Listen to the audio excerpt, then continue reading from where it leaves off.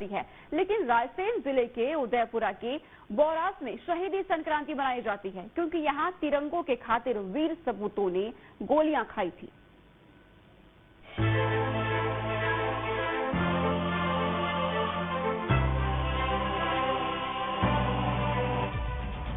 पूरा हिंदुस्तान 14 जनवरी को मकर संक्रांति का पर्व मनाता है, लेकिन रायसेन जिले के नर्मदा घाट बोरास में हर साल 14 जनवरी को शहीद संक्रांति मनाई जाती है।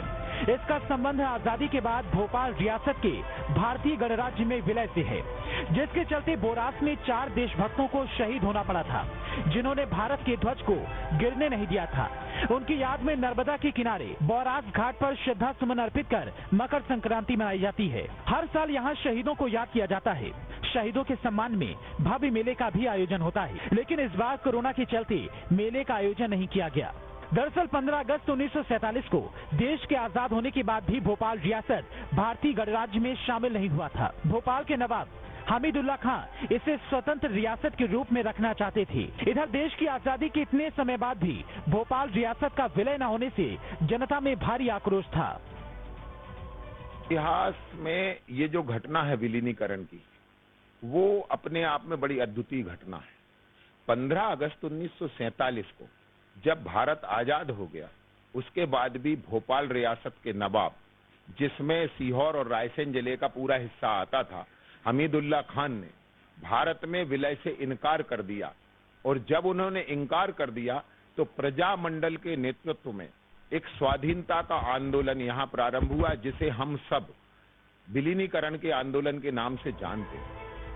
इतिहासकारों का कहना है कि तब रायसेन के वीरों ने यहाँ तिरंगा फहराया था। पुलिस ने एक एक करके सबको गोलियों से भून दिया, लेकिन किसी ने भी तिरंगे को नीचे नहीं गिरने दिया।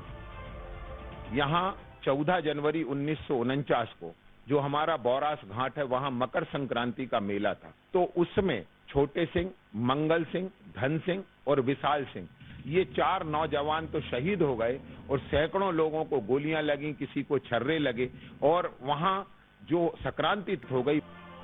इन शहीदों की स्मृति में रायसेन जिले की उदयपुरा तहसील के ग्राम बोरास में नर्मदा तट पर 14 जनवरी 1984 में शहीद स्मारक बनाया गया था। हर साल यहाँ 14 जनवरी को विशाल मेले का आयोजन होता है। कहा जाता है कि ये गोलीकांड भोपाल नवाबशाही के पतन का कारण बना था। आज जब देश आजादी का अमृत महोत्सव मना रहा है, तब ऐसे वीरों की गाथा सुनकर हर हिंदुस्तानी का सीना गर्व से और चौड़ा हो जाता है। रायसेन से दीपक कांकर के साथ टीम न्यूज स्टेट।